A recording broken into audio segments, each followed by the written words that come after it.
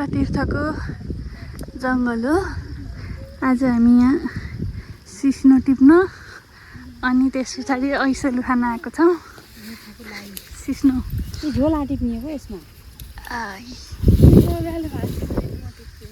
त्यो त सोल्नु छ सिस्नो यहाँ ऐसलु छ। यस्तो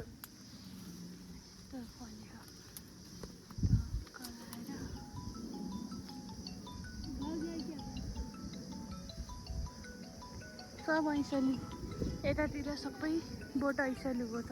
ऐसलु this is the beauty of nature.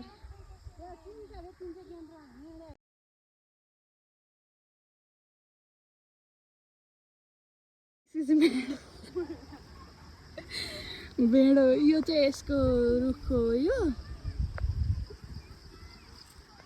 यसलाई भेडो भन्छ। भेडो त्यसको रुखमा हुन्छ। यसबाट